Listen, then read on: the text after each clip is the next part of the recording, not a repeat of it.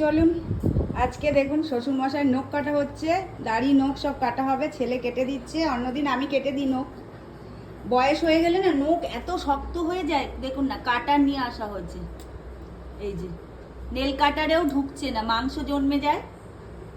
আর blade তো ছেড়েই দিন, এই যে তার ছেলে কেটে দিচ্ছে। এটাও একটা পরম ভাগ্যের ব্যাপার। সন্তান যদি কিছু করে দেয় বাবা মায়ের জন্যও ভালো, আর সন্তানের জন্যও ভালো। সংসার সেটা, সন্তান নয়। কারণ সন্তানের ভাগ্যের দরকার হয় বাবা মায়ের সেবা করার জন্য। এই যে আর আমার শ্বশুর মশাই দেখুন চুপ করে বসে আছে কেমন, ছেলে কেটে দিচ্ছে, বাবা বসে আছে। কি বড় বড় নখ আগের বারে আমি কেটে দিয়েছি, কিছুতেই কাটা যায় না। দেখবেন শক্ত নখ হয়ে গেলে কত রকম ব্যবস্থা, মানে নেল কাটা ঢোকে না, এত মোটা মাংস জন্মে যায় তো সেই জন্যে। যাকে আমার হাজব্যান্ডের ভাগ্য ভালো যে সে বাবা মায়ের এরকম সেবা করতে পারছে। এটা সবার ভাগ্যে হয় না, বাবা মায়ের সেবা করার জন্য ভাগ্য লাগে। অনেকের বাবা মা থাকে কিন্তু তারা সেবা করবার সুযোগ পায় না বা করে না, এরকমও আছে। এমন নয় যে করার সুযোগ পেলেও সবাই করে না, আর সেটা মনেও করে না যে সেই কাজটা করা ভালো। আর সবচেয়ে বড় কথা কি বলুন তো, বাবা মা থাকাটাই সবচেয়ে বড় কথা, বাবা মায়ের সম্পত্তি থাকাটা নয়। টাকা পয়সা কি আছে সেটা দেখে কেউ করে না, বাবা মা আছে মাথার ওপরে, এটাই সবচেয়ে বড় কথা। অনেকের মানে অন্ধবিশ্বাস আছে যে বাবা মায়ের সেবা করলেই বোধহয়, বাবা মায়ের অনেক টাকা থাকলেই বোধহয় সন্তানরা তার সেবা করে। এটা কিন্তু মানসিকতা হওয়া আমাদের উচিত নয়। তবে আমাদের এখন মানে সামাজিক কাঠামোতে এটাই হয়ে গেছে, সবারই ভাবে সেটাই।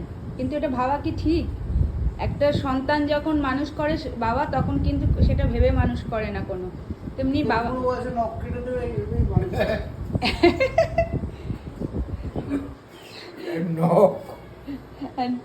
কে কেটে দিচ্ছে? কি গো, কে নখ কেটে দিচ্ছে? কে কেটে দিচ্ছে? এটা কে? এটা কে তোমার? এটা কে কেটে দিচ্ছে? কানের মেশিনটা তো কিছুতেও লাগাবে না।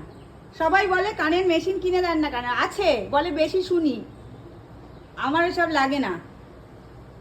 আগেকার দিনের মানুষদের কি বলবেন, এটা নখ না গো, এগুলো মাংস জন্মে যায়। না না, এই পর্যন্ত না। হ্যাঁ, শক্ত হয়ে যায় প্রচন্ড, বয়স হলে ওটা হয়। আমারও হয়ে গেছে, আমি কাটতে পারি না এই বয়সে নখ। আমার বাবারও ছিল এরকম। যাকগে, অনেকের ভালো লাগবে, অনেকের বাবার কথা মনে পড়ে আমার শ্বশুর মশাইকে দেখলে, তাদের জন্য এই ভিডিও, সবার ভালো লাগে বলে। তবে বাবা মায়ের সেবা কোনো স্বার্থ নিয়ে করা উচিত নয়, বাবা মা থাকাটাই দরকার। আর তাদের আশীর্বাদের হাত যতদিন আপনার ওপর থাকবে ততদিন আপনার মঙ্গল হবে। ভগবানের সেবা করা আর এই বাবা মা শ্বশুর শাশুড়ি এদের সেবা করা একই, আমি মনে করি। আর তবে এক জায়গায় থাকলে আমি বারবার বলি, অশান্তি মানে রাগারাগি সবই হয় প্রত্যেক বাড়িতে, কিন্তু তার মধ্যেও ভালোবাসতে হয়, ভালোবাসলেই তো ঝগড়া আসে তাতে। অনেকে আবার বলবেন যে এগুলো দেখানোর কি আছে। সমাজের কিছু ভালো মেসেজ দেওয়া, যে প্রত্যেকের বাবা মাকে এইভাবে যত্নে রাখুন, ভালোবাসুন, দেখবেন ওনারা দীর্ঘদিন সুস্থ থাকবে, আনন্দে থাকবে। পয়সা হয়তো কম থাকতে পারে, কিন্তু যত্নটা তো নিজেদের হাতে থাকে। ভালোবেসে যা দেবেন বাবা মাকে, বাবা মা দেখবেন তাতেই খুশি, বেশি কিছু চান না তারা। বয়স হলে তাদের আর কি লাগবে বলুন? একটু ভালোবাসা, একটু সম্মান, ব্যাস।